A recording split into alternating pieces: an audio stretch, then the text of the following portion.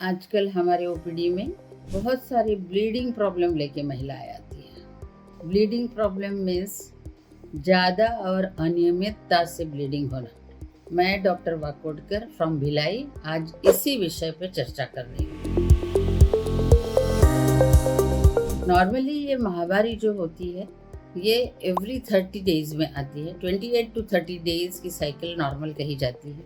और अगर जिसको इसके अलावा बीच बीच में ब्लीडिंग होती है एवरी 15 डेज 20 डेज और ज़्यादा होती है, या 35-40 डेज के बाद में होती है और बहुत ज़्यादा ब्लीडिंग होती है, इसको डिसफंक्शनल यूट्राइन हैमरेज कहा जाता है। मतलब माहवारी में ज़्यादा रक्तस्राव जाना। इससे पेशेंट को आगे चल के बहुत सारे प्रॉब्लम फेस करना पड़ता है। इसीलिए इस विषय को थोड़ा गहराई से चिंतन करना ज़रूरी है। इसके क्या कारण होते हैं? मेनली इसके कारण तो ओवेरियन हार्मोन्स का एंडोक्राइनोपैथी, मतलब ओवेरियन हार्मोन्स जो हार्मोन्स रिलीज करते हैं उसमें इम्बैलेंस होना, ये एक मेन कारण इसका माना गया है। पॉलीसिस्टिक ओवरी में हमने पहले भी बात करी है। इसमें बहुत सारे हार्मोन्स का इम्बैलेंस होता है। टेस्टोस्टेरॉन और एंड्रोजन्स की मात्रा ज़्यादा रहती है नॉर्मल से। इसके वजह से इनकी साइकिल्स भी अनियमित होती है और जब होते हैं तो ब्लीडिंग बहुत ज़्यादा होती है। इसमें एंडोमेट्रियोसिस भी एक कारण हो सकता है, जो हमने ऑलरेडी एक वीडियो में डिस्कस किया है, जिसके कारण यूट्रस के अंदर ब्लीडिंग होती है, तभी यूट्रस के बाहर भी उनके इम्प्लांट्स होते हैं, वहाँ से भी ब्लीड करते हैं। यूट्रस के अंदर कुछ पॉलिप डेवलप होना। यूट्रस के अंदर अगर पॉलिप जैसी कोई चीज़ डेवलप हुई तो वहाँ से ब्लीडिंग बार बार आती है, वो भी एक कारण हो सकता है। Puberty and menopause. प्यूबर्टी के समय, प्यूबर्टी मीन्स लड़की को जब फर्स्ट टाइम मेंसेस स्टार्ट होता है, ये नया सिस्टम, लड़की के अंदर एक नया सिस्टम चालू होता है। उसमें ये हार्मोन्स थोड़े ऊपर नीचे हो सकते हैं, उनको सेटल होने में 4-6 महीने लग सकते हैं। उस समय ब्लीडिंग बहुत ज़्यादा होती है, इरेगुलर होती है। वैसे ही मेनोपॉज मतलब महिला का महीना जब जाने वाला होता है, उस समय भी ये ब्लीडिंग कभी कम कभी ज़्यादा होके परेशानी बहुत ज़्यादा होती है। कई महिलाएं को इसके लिए यूट्रस का ऑपरेशन करना पड़ता है, यूट्रस रिमूव करना पड़ता है। पर ये वाला यूट्रस रिमूव करने की स्थिति आने के पहले हमको बहुत सारी चीज़ों को ध्यान देना पड़े ताकि ऑपरेशन करने की नौबत ना आए।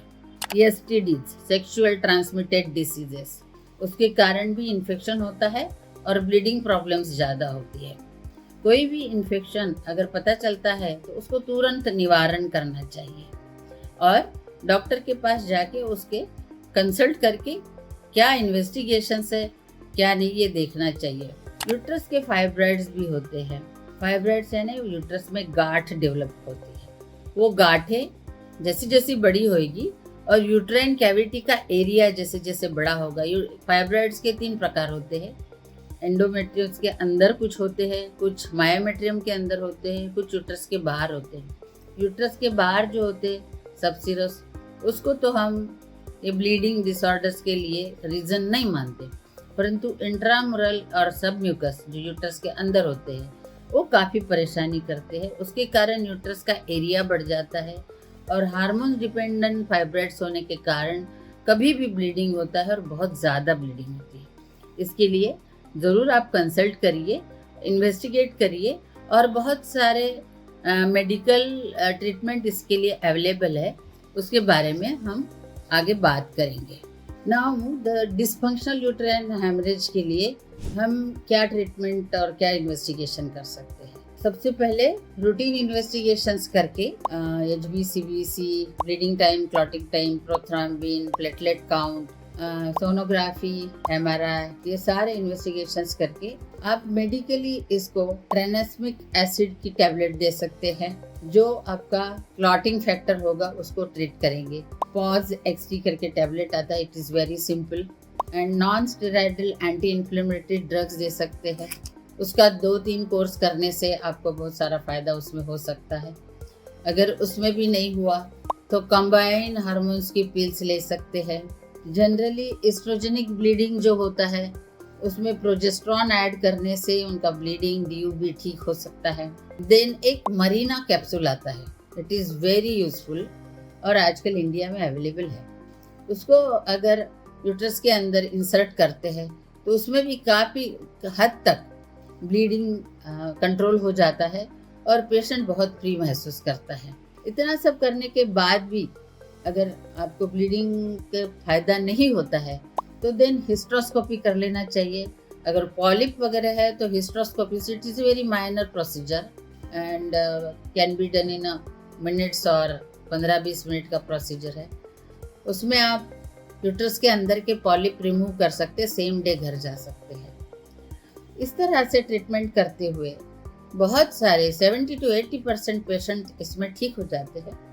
और इसके अलावा अगर कुछ पेशेंट को इससे फ़ायदा नहीं होता है, बड़े बड़े फाइब्रॉइड्स है और एडिनोमायोसिस है जो इंटरनल एंडोमेट्रियोसिस कहते हैं, और कुछ एंटी इन्फ्लेमेटरी वगैरह दे के भी फ़ायदा नहीं होता, पीआईडी है, पेल्विक इन्फ्लेमेटरी डिसीज़ है, क्रॉनिक है, सर्विक्स में कुछ लीजन है, तो फिर आपको सर्जरी का ऑप्शन रहता है। और आजकल सर्जरी लेप्रोस्कोपी से होती है। लेप्रोस्कोपी के लिए आपको लेप्रोस्कोपिक सर्जरी करने के लिए आपको 2 या 3 दिन हॉस्पिटल में रहना पड़ता है और आराम से आप घर जा सकते हैं। 1 हफ्ते के अंदर आप सारे काम कर सकते हैं। इस तरह से डिस्फंक्शनल यूट्राइन हैमरेज का पेशेंट एकदम ठीक हो सकता है।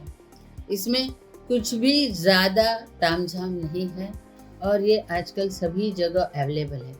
जब भी कभी आपकी ब्लीडिंग की प्रॉब्लम होती है तो आप ज़रूर नियर बाय कंसल्टेंट को कंसल्ट करिए और अपना इन्वेस्टिगेट करिए, क्योंकि माँ का स्वस्थ रहना बहुत ज़रूरी है। पूरी फैमिली माँ की वजह से स्वस्थ रहती है। धन्यवाद।